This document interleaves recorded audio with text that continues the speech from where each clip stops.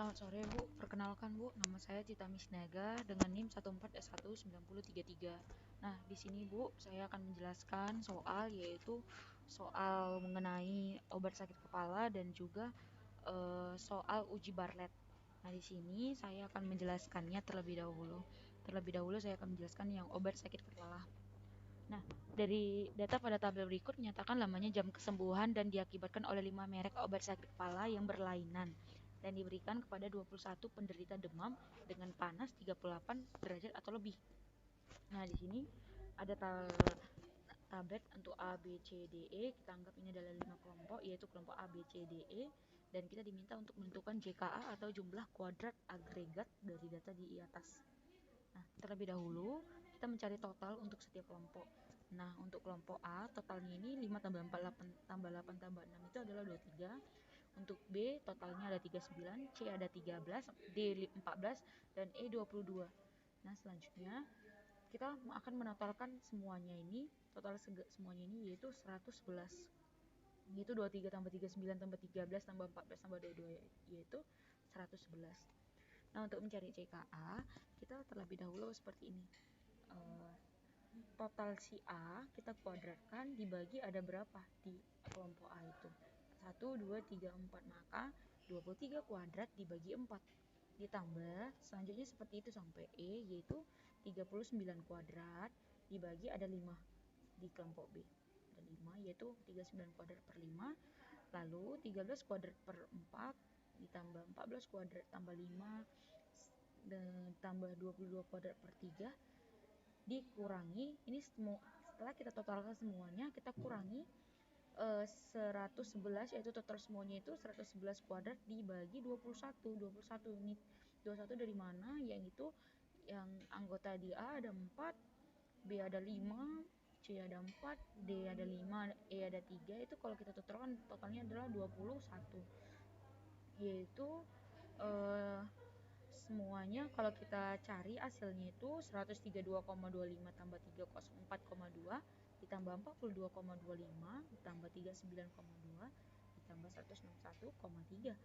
Di semuanya kita totalkan maka hasilnya 679,2 dikurangi 111 kuadrat dibagi 21 itu adalah 586,71.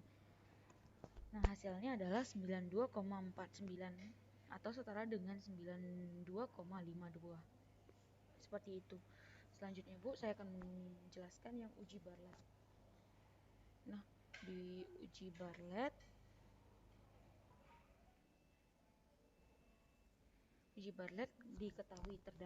diketahui 3 kelas mata kuliah Propstat, yaitu ada kelas A, B, dan C dengan pengajar yang berbeda.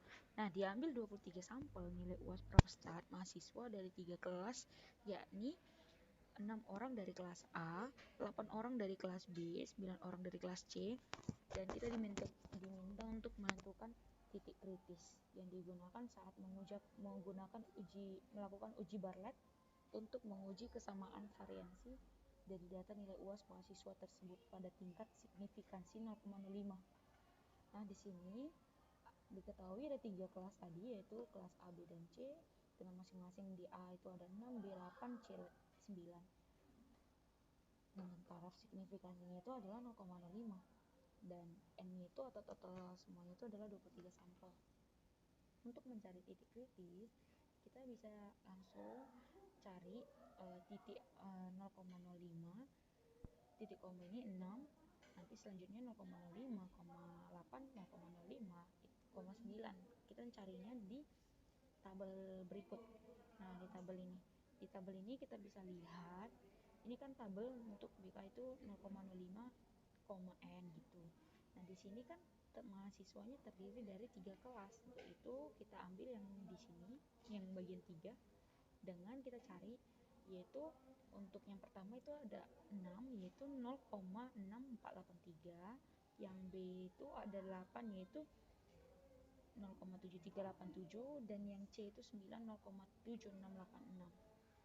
Nah, ini kita kalikan dengan masing-masing N-nya. Berarti untuk N1 yaitu 6, kita kalikan dengan hasil dari tabel yaitu 0,6483.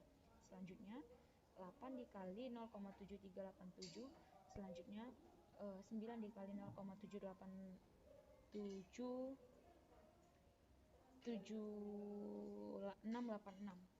dibagi 23, itu 23 itu total semuanya tadi yang ada di soal. Selanjutnya kita bisa dapat hasilnya itu 16,718 dibagi 23 itu 0,726, atau bisa kita bulatkan menjadi 0,73. Selanjutnya Bu, saya akan jelaskan soal esai, yaitu dimulai dari nomor 1.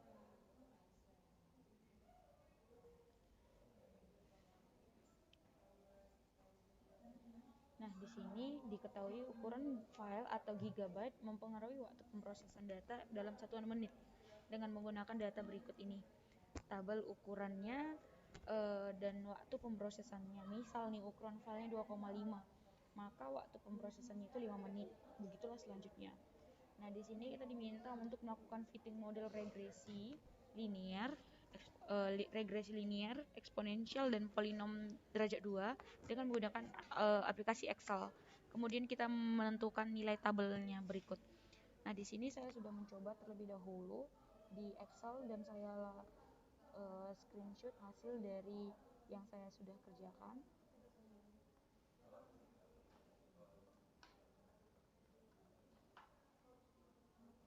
Pertama itu adalah si linear.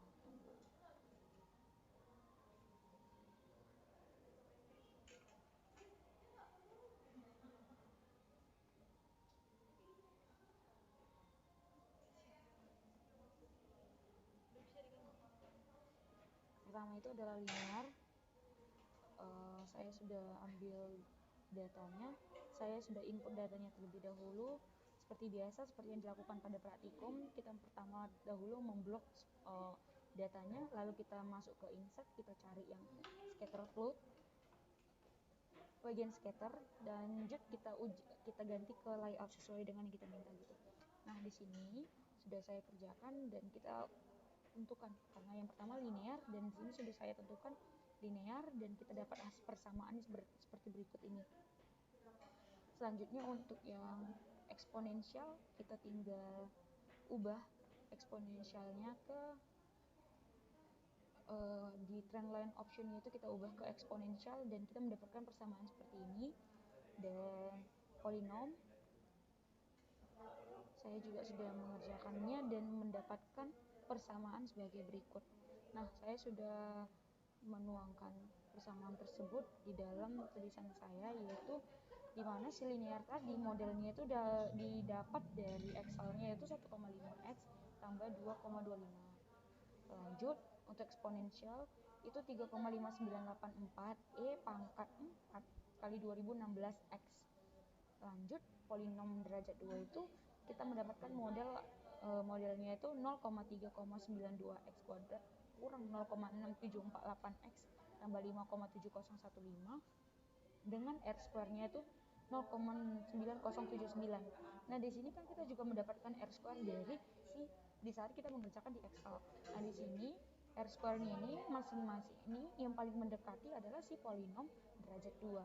Maka itu kita lanjut ke si pertanyaan B. Berapakah prediksi waktu pemrosesan data yang berukuran 10 GB dengan model regresi yang terbaik?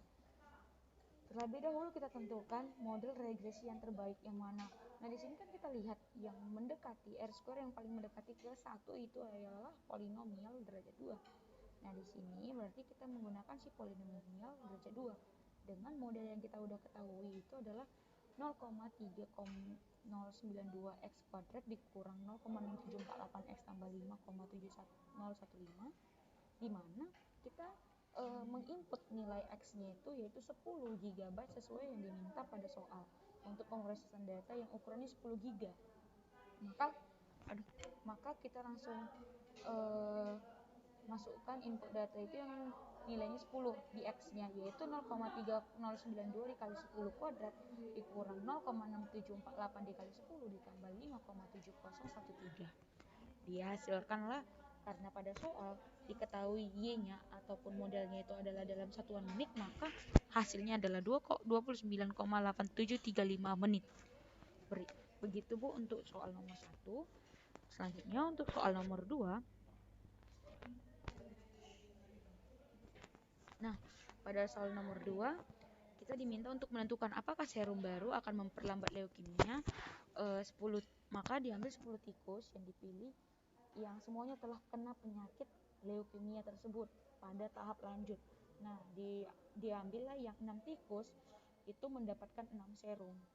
Dan diketahui rata-rata umur sejak permulaan percobaan itu hanya 2,9 tahun dengan simpangan bakunya 0,5. Selanjutnya, untuk 4 tikus yang tersisa itu tidak mendapatkan serum. Maka untuk rata-rata umurnya setelah percobaan itu adalah 2,7 tahun dengan simpangan bakunya itu adalah 0,2.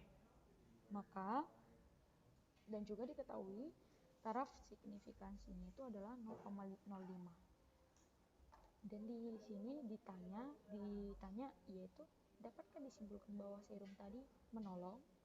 Nah, berarti ada dua kemungkinan antara serum tersebut tidak menolong atau bahkan menolong. Untuk itu pertama sekali untuk poin A, kita diminta untuk menulis prosedur pengujian hipotesis untuk menguji dugaan tersebut. Nah, di sini kita tentukan terlebih dahulu H0-nya. H0 sama dengan mu1 sama dengan mu2. Selanjutnya H1 sama dengan mu1 tidak sama dengan mu2. Kenapa? Karena ada dua kemungkinan yang terjadi jikalau kita melakukan serum tersebut terhadap serum tersebut, apakah menolong atau tidak. Maka dari itu kita menggunakan tidak sama dengan taraf signifikansinya itu adalah 0,05 seperti itu. Lalu untuk mencari titik kritisnya, kita untuk di sini kan kita menggunakan uji T. Mengapa? Di sini salah satunya itu adalah sampelnya. Kita dapat nilai dari total sampelnya cuma 10. Kalau misalnya hanya sedikit atau jumlahnya cukup sedikit atau kurang dari 30, kita diminta untuk melakukan dengan uji T. Nah, di sini kan kita menggunakan uji T. Untuk titik kritisnya berarti karena tidak sama dengan berarti ada dua dong.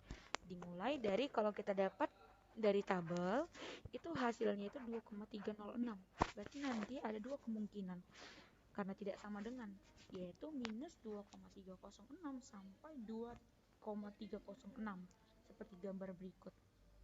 Nah, selanjutnya kita cari nilai SP-nya terlebih dahulu. SP kuadrat itu rumusnya adalah N1 kurang 1 dikuadratkan dikali simpangan baku yang pertama dikuadratkan tambah N2 kurang 1 dikuadratkan dikali simpangan baku 2 dikuadratkan dibagi N1 tambah N2 dikurang 2. Maka N1 tadi kita ketahui 6. Maka 6 dikurang 1 dikuadratkan dikali S1 kuadrat itu kan simpangan bakunya adalah 0,5.